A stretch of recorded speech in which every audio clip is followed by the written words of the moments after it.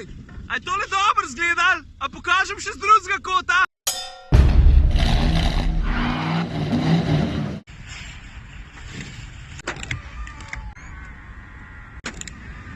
Evo ga, velarja. A veš, kaj je? -12, to je. Aerodynamic, veš, to sploh nisem opazil. Veš, mi je sam povedal, kjer opremama. A veš, kaj pomeni Aerodynamic? To je tako kot pri Audiju S-Line ali pa pri BMW-ju M-paket. Zdaj pa, če že kažem digitalno instrumentno ploščo, ne, da vidimo, kaj bo pokazala, kaj avto pržge. 3, 4.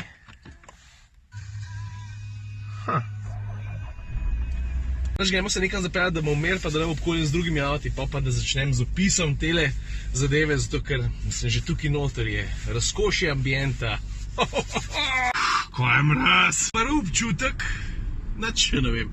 Ok, lokacija se mi zdi, da je ta prava, mislim, da ustreza avtu. V glavnem, Velar, Range Rover je v 4. model, dolg je 4,8 metra, po dolžini, mislim, velikosti, med Evoquom pa Sportom. Pa dajmo najprej v najbolj očitni stvari. Tole, ne vem, no, a ni tole najbolj stylish Range Rover zadnjih ever? Ale cajten? Meni se zdi, no. Zdi se mi, da so se potrudili pri detajlih. Vem, da sem kljuke že enkrat pokazal, ampak come on, a jih lahko še enkrat.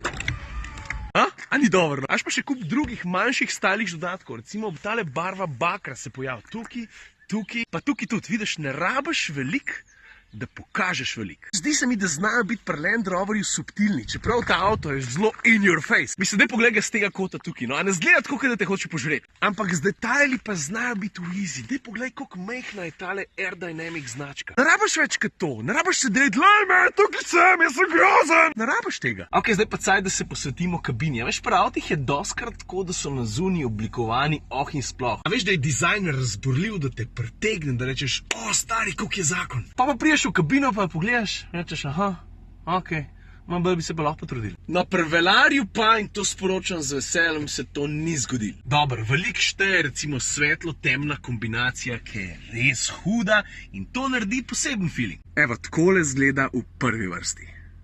A veš, meni se zdi, da črno-bela barvna kombinacija samo še dopolnjuje odličen dizajn. Ta minimalistična usmerjenost, ne, je zelo očitno. 2 zaslona, vidiš, zgornji je tak osnoven meni, navigacija, medija, telefonija, pa pol tudi kamere. Veš, lahko imaš 360-stopinjski pregled okolice ali pa zbiraš, kjer del avta bi rad videl, ali desno od spredi, kaj se dogaja, ali samo sprednjo kamero. Na spodnjem zaslonu imaš pa pol kup drugih reči. Na začetek lahko tukaj upravljaš s klimatsko napravo, tukaj urejaš, kaj se dogaja s sedeži. To je pa en tak osnoven meni, ki ga imaš in s tem okroglim vrtljivim stikalom, ki je zelo eleganten pa futurističen, pa prilagajaš programe vožnje. Vidiš? Temu Range Rover že leta prav Terrain Response System. Ne samo, da avto lahko dvigaš ali pa spuščaš, tukaj imaš pol tudi Eco, Comfort, Grass, Gravel, Snow, Madrac, to je blat valjda, pa še Sand. Zdaj ti vozni programi pa to so super. Mene sicer ne impresionirajo toliko, ker ta avto še zdaleč ni edini, ki bi kaj takega ponudil tudi v terenskem smislu, ne. Jaz sem navdušen to, da so oblikovno vse skupaj uspeli tako narediti, da je tudi uporabno. Za ta zadnjo sem prišparil pa tole Dynamic Mode. To pa tudi zato, ker ga vklopiš, ti pol aktiviraš še zgornji zaslon, pa ti kup novih stvari pokaže. Nastavitve motorja, menjalnika, krmiljenja, pa vzmetenja, pa ne samo to, tukaj imaš štoparco v primeru, da bi šel lahko na dirkališče, pa se tam malo znorel.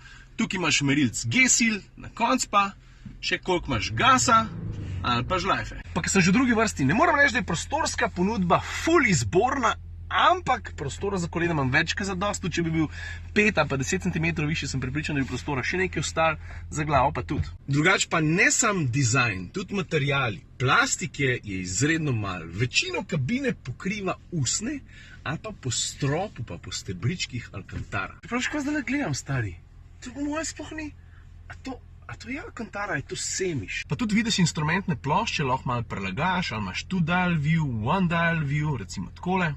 V glavnem, kar se ambienta tiče, varan je reči, da so se pri Land Roverju fejst potrudili, pa da že nekaj časa nisem sedel v športnem terencu, ki bi me na tak način tako prevzel. To je res. Kar se tiče pa motorizacije 3.0, tako razgleda motor nič posebenega, ima pa 300 konjev. Pa valjda 4-kolesen pogon z zračnim vzmetenjem, 22, pa še kupanje dodatne opreme, kar pomeni, da iz osnovne cene koliko 104 jurja zrase na 123 v primeru tega avta. Ja, tak špas nekaj stane. A pa še nisem pogledal, kufer. No, da vidimo. Veš kva? Litrov ne vem, tudi pogledati nam šel, ampak takole iz prve, ne vem no, se mi zdi, da je kar velik. Lej, takole zgleda. Kje pa podreš zice? Čak malo stari. Zakaj pa ni kle unih, da bi jaz zice podaril? A je to doplačilo slučajno? No, ta je malo kisla, priznam. Vsak navaden karavan, ker lahko stane tudi 5-krat manj, ne? Ima tukaj ročko, pa da se zici podreja. Tukaj je pa ni, a vidiš? Je pa avto zaradi zračnega vzmetenja, ki se prilagaja, lahko tudi kar visoko odstavi, le dokaj imam kufer. In tudi to zdaj vidim, da je doplačilo, ne? Tukaj drugače dobiš še eno tipko, ko je stisneš, pa se pol podvozje takoj zniža, ti lažje naložiš. To bi človek pričakoval, da je res serijsko, ne? Mislim pa avto, ki stane 100 jurjev. Pa še en detalj, ki sem ga pozabil pokazati, pa se mi zdi dosti posrečen. Tega še nisem videl v avtomobilih. A veš, kad daš kontakt, tale te zgornji zaslon pride ven, pa se nagne proti potnikom. Le zdaj to. Come on. Evo ga. Ja, škaj pa zdaj cajt. Da jaz vidim, ko se ta avto pele. A smo za. Zdaj bom dal najprej v comfort mode, ker udobje je ena stvar, v kateri bi moral blesteti, glede na to, kaj ponujajo najboljši v segmentu. A se strinjamo? Jasno je takoj, da zračno vzmetenje dobro upravlja delo, ki prije do nihanja karoserije, ne sam prečnega, ampak tudi vzdolžnega.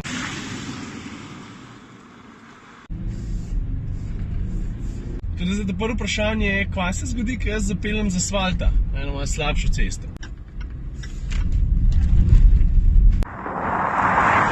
Veš kaj, če rečem, da je sam udoben, to se mi zdi malo understatement. Pričakoval sem, da bo dobro blažil, prvič zato, ker to obvlada že volk, drugič pa zato, ker če tega ne bi znal dobro narediti, bi bila to sramota za celo znamko. Zdaj pa sem pričakoval, da ne bom tega šel narediti, ne? Ampak če se je že ponudila priložnost. Dajmo zapeljati še na pikico bolj zahteven teren. Tak je narejen iz snega. To se pravi, zmerem tegale. Veš kaj, delaš od tega, da bi bil tole kakšen ultimativen terenski preizkus, ampak daj no. Po mojem se kupec tacega avtomobila ne bo pogosto znajdel na taki podlagi, če se pa bo, pa ne bo dosti hujše kot tole. Ali pa, ne vem, no, ampak avto, kar se tehnologije tiče, če bi dal ta prave gume gor, ker tole vse skepnač, ne, to je narejen za asfalt, po mojem je sposoben mrskam preplezati. Dragi fanti, tisti, ki boste ekstremne terence, vem, to ni ekstremen terenc. Pa če nimaš nič proti, bom dal kar na dynamic mode. No, da vidimo, koliko je ura. Veš kva, dobro se pele, moram pa reči, da se vsem malo več nagiba, kakor sem pričakoval, da se bo. Ampak all in all, tudi kar se športnosti tiče, je višji od povprečja segmenta, to sploh ni dvoma. Tako da, če bi ga mogel nekam uvrstiti, moram reči, da v špico segmenta ga ne dam. Tam sta, kaj pa jaz vem, Macan, pa ziher še Alfa Stelvio. A kaj mu manjka, da bi prišel v špico? Ja, manj bi se mogel nagibati, pa krmiljanje, to bi moralo biti vse še malo boljše. No, ampak da se razumemo, kot kompromis je pa boljši od obeh dveh. Ali pa, no ja, od Alfe ziher, Porsche, pa 300 konjev, ne, to tudi pomaga, da vsi skupaj še malo bolj zanimivo. Enač, to je to, upam, da si dobil dober feeling, kakšen ta avto je, kaj zna ponuditi, kje bi se mogoče lahko še izboljšal. To je to za danes od mene. Lepo se imejte. Ajde, čau. Hej, a je tole dobro zgledal? A pokažem še z drugega kota?